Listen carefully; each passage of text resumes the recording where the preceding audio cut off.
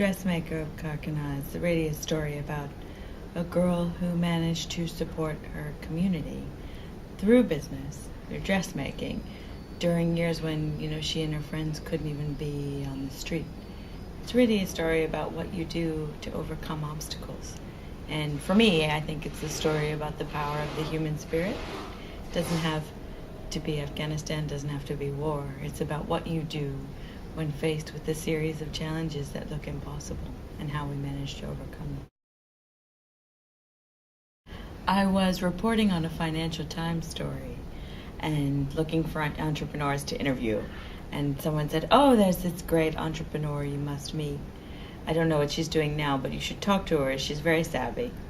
And so I went to the offices of Mercy Corps, where she was working, and I started interviewing her.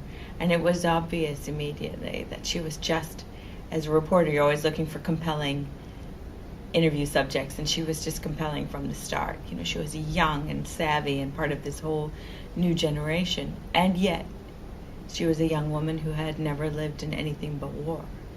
And talking to her about her country's future, you realize that this was a voice that hadn't been heard from.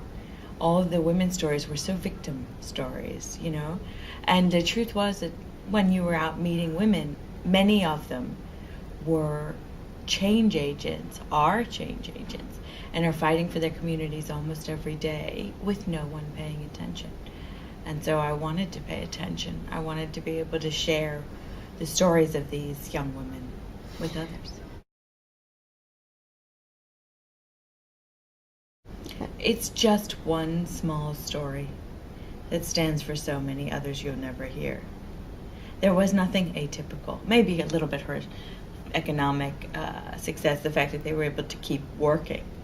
But other than that, there was nothing that was unusual about that story. And in fact, once I started doing the book research for The Dressmaker, I met so many other women who had been the sole breadwinners for their families during the Taliban years.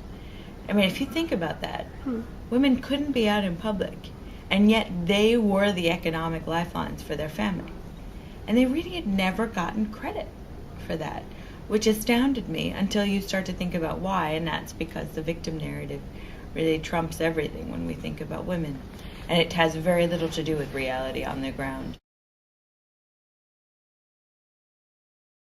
She does speak English, and so that's when we first communicated in English. I went on to learn decent Farsi, which is a derivative. Dari is related to Farsi. And so I learned enough to get by, but we tend to speak in English. She favors her American interviewer by letting her speak in her mother tongue. Then we do speak in Farsi on occasion. It was tricky, and of course, like every writer, I'm sure, tells you, there are many setbacks along the way. I thought it was enough for a book because the story was so unusual. It defied everything we thought we knew about the Taliban years. Almost no one puts female and entrepreneur and Taliban and Afghanistan in the same story, let alone the same sentence. And the truth was, these were girls who had become entrepreneurs because of the Taliban, because they had no other options. And so they had worked hard to stay within the rules of the time, and they'd worked hard to do whatever they needed to support their families. So I was intrigued by that contrast. What I tried to do, because I was back reporting, what we call back reporting, so I had not been there during the Taliban years. I was reconstructing the story. So the only thing you can do is exhaustive interviews from every angle, and then be very honest with your readers and say, this is my best attempt to reconstruct this story based on research. So I did hours and hours of interviews with Kamala,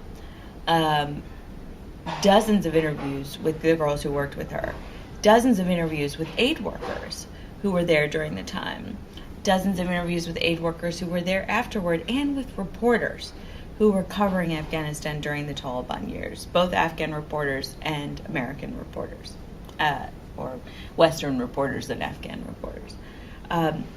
I also spent a lot of time at Afghanistan Center Kabul University, which is this incredible resource run by a remarkable American woman named Nancy Dupree, who has been in Afghanistan since the 50s. And she has helped to fund a center that Afghan scholars are using to research their own history. So they have any number of primary documents. You know, for example, I had the notes of the first aid workers meeting when the Taliban came in. What did the Taliban say they wanted? What was the rules about women? And so I used all of those primary documents. I had stacks and stacks of them sitting on my desk. And then, of course, every other book that was written about the Taliban. And at the back of the book, you'll see a limited bibliography. But there were, probably 3 times that in terms of newspaper articles, magazine pieces, things taken from Kabul University, research pieces taken from Kabul University. Always an interesting choice when you're writing a book, what person to use and what structure. In this case, the first person felt artificial to me, and the third person felt right, because it was really the voice that I had gained myself in all of the years of doing the research, and how I pictured the house based on photos. I even had photos, some of them. Even though photos were illegal during the Taliban years, a few people had smuggled pictures of what their lives looked like, or what the dresses that the girls had made looked like. So I tried to use that voice to bring readers along in the story.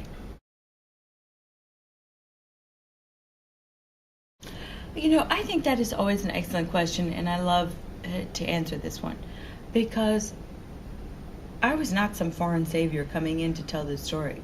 This was not about foreigners. I think a lot of works about these regions are about, Florence of Arabians or Lawrence of Arabians who come in to save the day. And I specifically wanted to show this was just a quiet story about young women who had no other options and who managed to find a way for people who were counting on them, and whose story deserved to be told. And I never approached it from a Western or non-Western, did I have something to prove? No, the story spoke for itself.